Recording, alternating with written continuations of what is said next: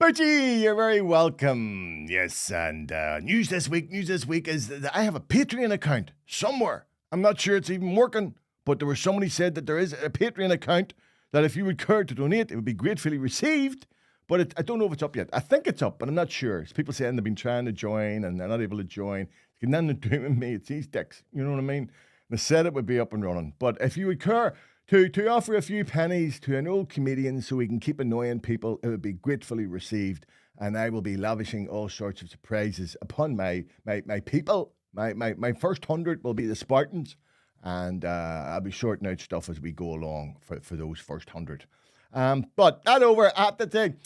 It's been an interesting week. This has been an interesting week where we've had two local politicians jump ship as a cruise ship in Belfast continues to be held captive. Yes, the leaders of both the UUP, Ulster Unionist Party, and the SDLP, Social Democratic and Labour Party, in the shape of Doug Beattie and Colum Eastwood, have decided it's time to move on. Hit the road, Jack. Ain't coming back. No more, no more. I won't sing right.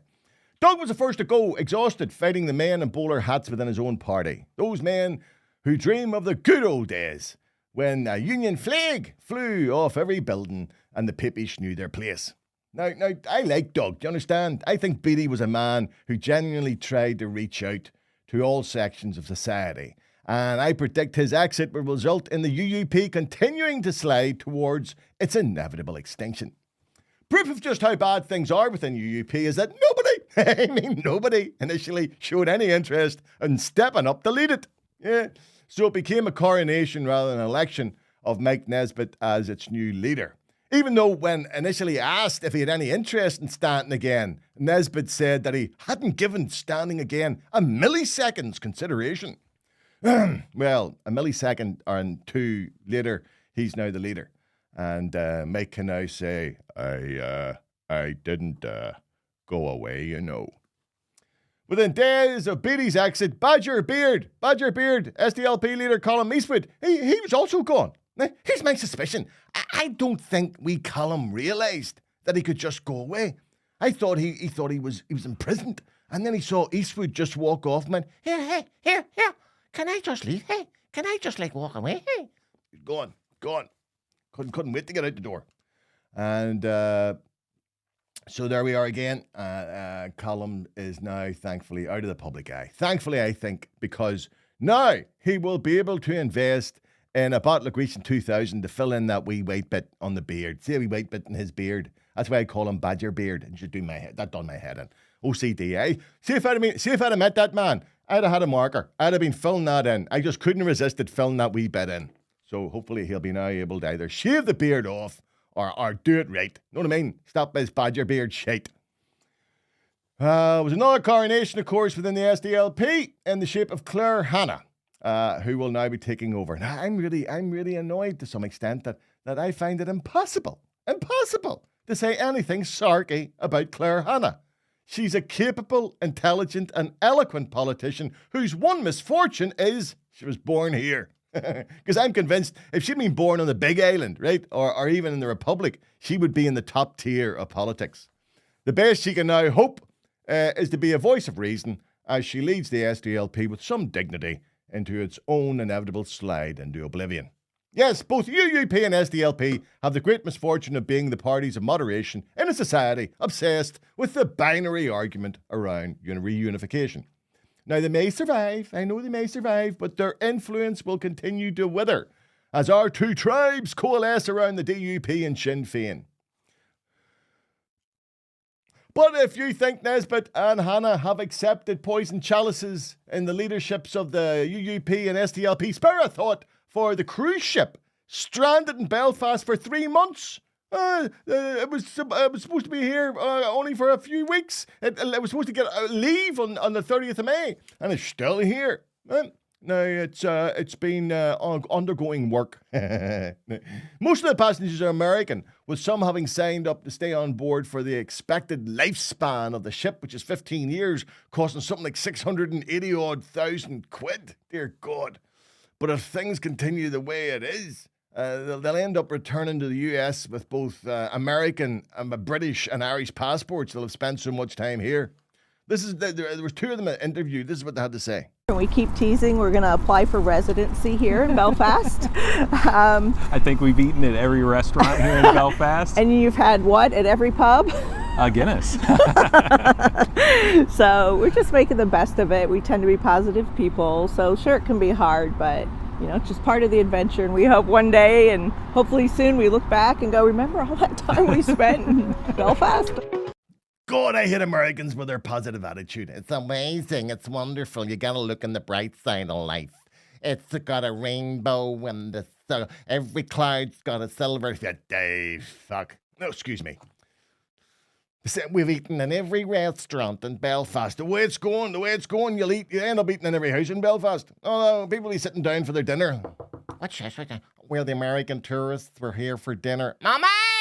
It's Americans! We're having stew. Is that all right for you? We're having stew. It's nice, like, I love it. Morning. Their ship is 30 years old, you see. And it remains firmly docked at Queen's Island, undergoing what is called reactivation work, involving rudder shafts and steel work and engine overhauls and God knows what. I know, only an old cynic such as me would suggest any link between Harland and Wolff losing a contract with the Falkland Islands worth 120 million a few weeks ago and the continuing embargo of the Odyssey ship. I imagine the Harland and Wolff guys watching that cruise ship come up Belfast Lock going, hey, happy days are here again. Da, da, da, da, da. Because the captain expected only to get sort of signed off paperwork stuff, right? He's got off the ship and he's met your man at all right, son, no, there's no signing off of this, son. No, this is going to be a big job. It's not going to be easy, son. Your man walking around kicking the side of the... Here, Wally, look at the state of them rivets. They're all going to have to go. Them rivets are all going to have to go. That's all have to be done again, son. You know what I mean? I'm not going to lie to you, son. There will be shipyards would lie to you. I'm telling you up front here. I'm telling you as a man, this is going to take time and money. That's all I'm going to say to you, son. See, getting the parts for this is going to be a nightmare, isn't it? Yeah, Wally, isn't it? It's going to be a nightmare. No, it's not going to be easy, son. Not going to be easy. I'm telling you now, so you may as well settle in. But we were told we just had to get a page of paper signed and certification. What? You were going to get something signed? In Belfast? Just get signed off, like, and that's it. Hey, son, have you never heard of a ship called the Titanic, son? Have you heard of the Titanic? That's the last ship that left this shipyard, not 100%. Unless it was 120% safe, son. And that's what this is going to be. See your wee ship, son? It's going to be pristine. But it's going to take time. The good news is, there is good news. The landlocked cruise ship travellers, there's rumours that they may be released within the coming week or so. And no doubt, as they sail out of Belfast, the Harland and Wolff dockers shipyard workers will be standing on the quayside with tears in their eyes going, we loved you. Sorry you have to go. We're going to miss you. Now, the passengers have been here so long that they'll probably leave with Belfast accents. And the unexpected gift of blocked arteries, having, for 3 months, eaten Ulster fries.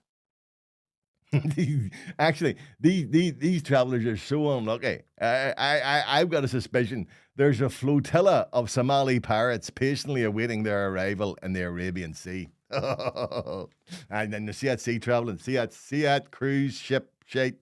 Not for me. You're in a boat with the same people. You're on the boat with the same people for that length of time. That's my idea of purgatory. You know what I mean? That's I like the, no, that's my idea of being in prison out there. And you're on the sea here. You understand? You're on a boat in the sea. You're on a boat floating in the sea. How many things can go wrong with that? And you're in the sea. There's sharks and stuff. But the biggest reason, I'm sorry, that I'm never going to do a cruise is I can't swim. I have to admit it. I still can't swim. I'm an old man and I've never been able. I've tried. God knows I have tried. I've done lessons after lessons. One of the wee women taking one of the classes turned around to me and said, I think you've heavy bones. They said that to me. Do you understand? So, no, I'm not getting on any boats, anywhere, at any time. I don't care how luxurious you are. You understand? because, there's sharks in the water and there's sharks all there. You understand what I'm saying here? Do you understand what I'm saying here? I know. There's no need for that. Hey, there was no need for that, like. There was no need for that.